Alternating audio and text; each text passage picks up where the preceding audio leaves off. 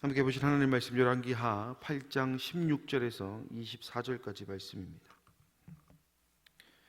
제가 보는 성경으로 구약 574쪽에 있는 열왕기하 8장 16절에서 24절까지 말씀을 한 절씩 교독하고 마지막 24절은 함께 읽도록 하겠습니다.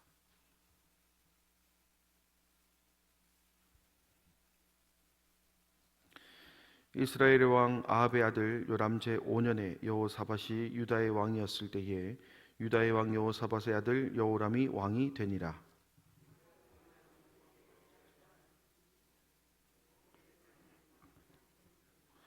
그가 이스라엘 왕들의 길을 가서 아합의 집과 같이 하였으니 이는 아합의 딸이 그의 아내가 되었음이라. 그가 여호와 보시기에 악을 행하였으나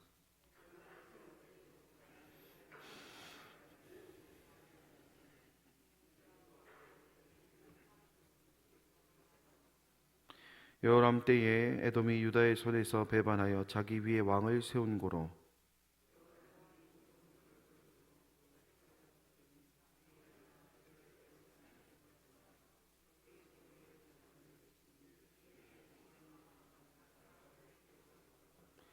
이와 같이 에돔이 유다의 수하에서 배반하였더니 오늘까지 그러하였으며 그때의 림나도 배반하였더라.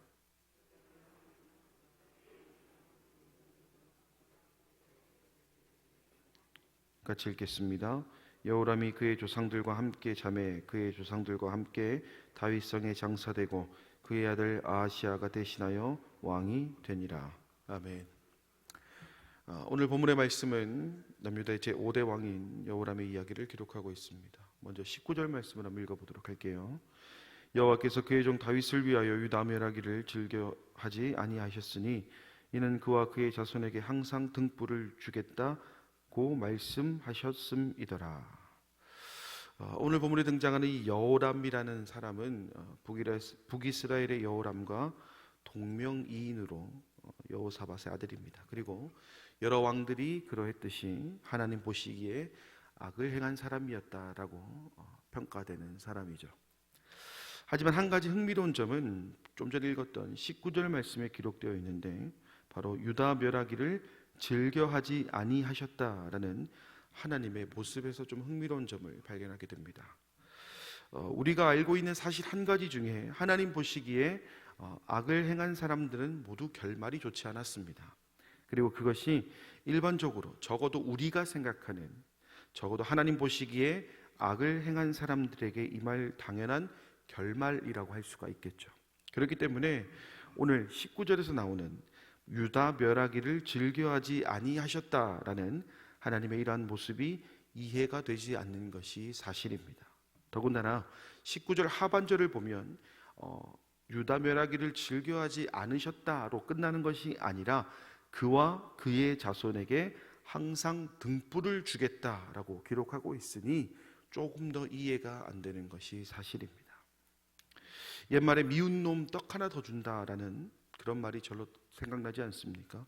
뭔가 이 여호람이라는 사람이 하나님 보시기에 악을 행하니까 떡을 하나 더 준다 뭐 이런 느낌이 들 수도 있겠지만 이 경우는 좀 다른 것 같습니다. 속담에서 말하는 떡을 더 준다라는 것은 쓸데없는 감정을 쌓지 않는다라는 뜻에서 미운 놈 떡 하나 더 주는 겁니다.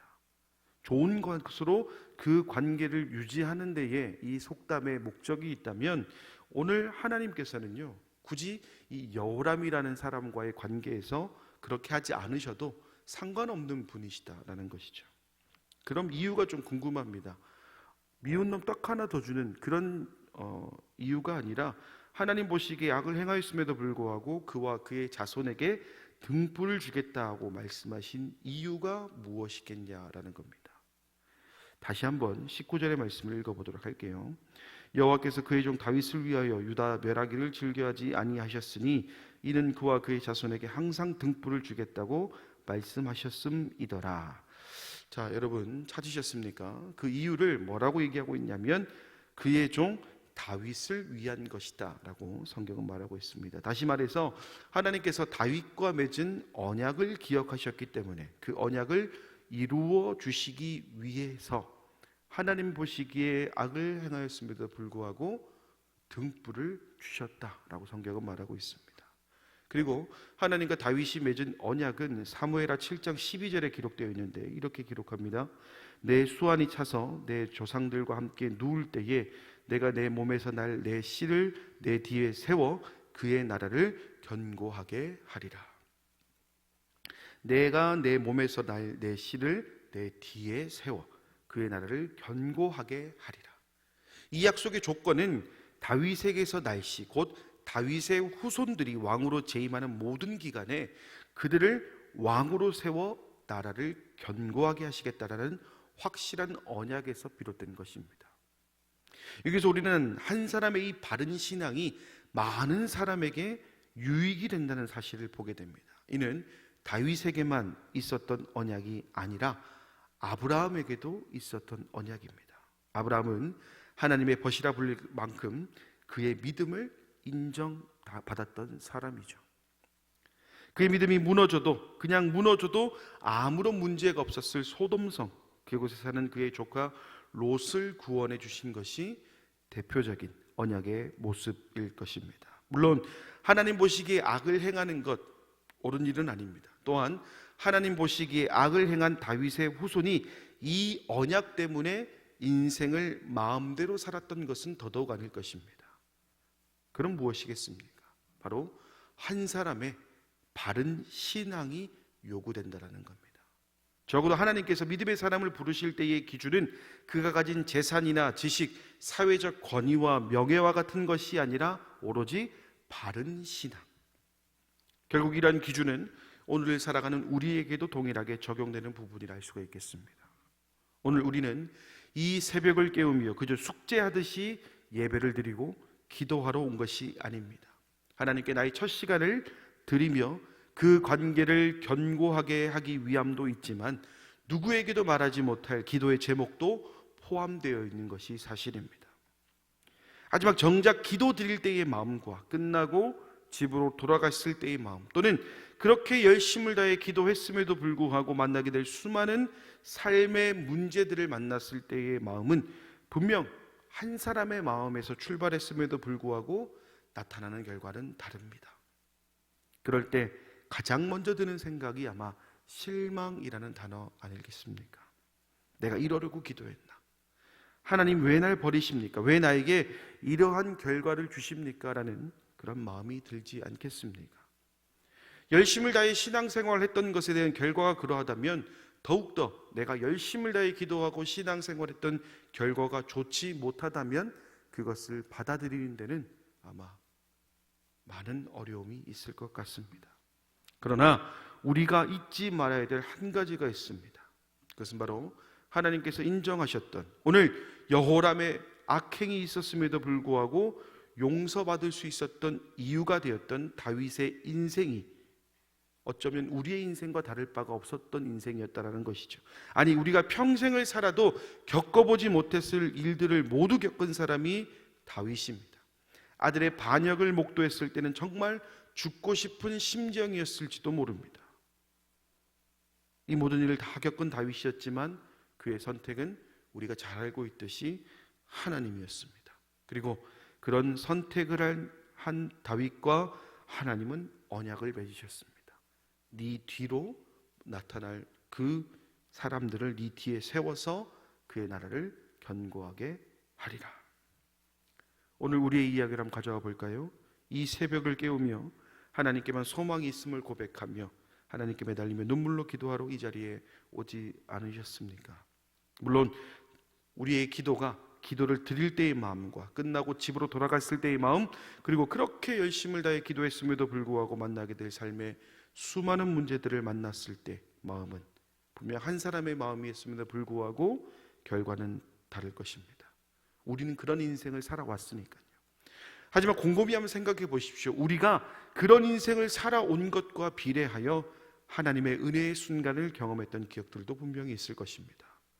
단지 어려움에 대한 이펙트가 너무 강해서 좋았던 기억이 묻혔던 것이지, 바른 믿음으로 하나님께 나아갔던 여러분을 하나님께서는 분명히 기억하고 계셨습니다. 그렇기 때문에 우리는 지금의 삶을 비관하고 응답의 더뎌짐을 걱정할 것이 아니라 그럼에도 불구하고 바른 믿음을 세워야 할 때가 바로 지금입니다. 그 옛날 다윗과의 언약을 기억하신 하나님께서 악을 행한 그의 후손을 위해서도 일하셨다라는 것을 기억하며 더욱 우리의 믿음의 길을 견고하게 해야 될 때가 바로 지금인 줄 믿습니다. 물론 그 길이 쉽지만은 않습니다. 왜냐하면 우리가 지금까지 살아오면서 그것이 쉽지 않다는 것을 인생을 통해서 이미 우리는 경험했기 때문입니다. 또한 실패의 경험도 우리에게 있습니다. 그러나 분명한 것은 그 실패를 두려워하지 않고 끝까지 하나님께 매달리는 그 바른 신앙이 오늘의 우리를, 내일의 우리를, 앞으로의 우리를 살린다는 것을 기억한다면 오늘 우리가 새로운 시작을 하지 못할 이유는 어디에도 없는 줄 믿습니다. 이제 우리는 오늘 우리에게 주어질 세상을 맞이하게 됩니다. 말씀과 기도로 은혜 받은 것이 무색할 만큼 힘든 순간이 이 성전을 떠나면서부터, 아니 떠나기 전부터 생길지도 모릅니다. 하지만 여러분, 이거 하나만 기억하십시오. 하나님께서는 오늘 여러분을 위해 일하실 것이며 여러분과 이 시간을 통해 그 언약을 견고하게 하실 것이며 마침내 우리가 그토록 맺고 싶어하는 열매 역시 하나님께서 예비하고 계신다는 사실입니다. 담대하게, 그리고 말할 수 없는 영광스러운 즐거움이 여러분에게 있습니다. 그 주인공이 오늘 여러분이 될 줄 믿습니다. 오늘도 이 믿음으로 살아가는 모든 성도님의 삶이 되기를 간절히 소망합니다. 기도하겠습니다. 자비로우신 아버지 하나님, 오늘도 우리는 말씀을 통해 우리가 바른 신앙을 세워가는 것이 얼마나 중요한지를 보게 됩니다. 성경에서 여호람은 여호와 보시기에 악을 행한 사람이다라고 평가되고 있지만 하나님은 다윗과의 그 언약, 바른 신앙을 세워간 그 다윗과의 언약을 기억하셨기 때문에 유다를 멸망시키는 것을 즐겨하지 않으셨다. 오히려 그와 그의 자손의 등불을 주겠다라고 약속하심을 봅니다. 그리고 그 약속은 다윗의 언약으로만 끝나는 것이 아니라 오늘 이 새벽을 깨우며 주님께 나아가는 우리 성도들의 삶을 통해 이어지게 될 줄 믿습니다. 우리에게는 주님, 실패의 기억도 있지만 주님을 통해 얻었던 그 은혜의 기억도 있습니다. 힘들고 쓰러질 때마다 실패의 기억이 떠오르는 것이 아니라 주님께 받은 그 은혜가 떠오를 수 있도록 인도해 주셔서 오늘 세워가는 이 바른 신앙이 무너지지 않도록 인도하여 주시옵소서. 또한 우리 성도 한 사람 한 사람이 세웠던 그 바른 신앙을 통해 우리 성도들의 가족에게 축복이 임하고 우리 성도들과 함께하는 모든 이들에게 동일한 축복이 임하게 될 줄 믿습니다.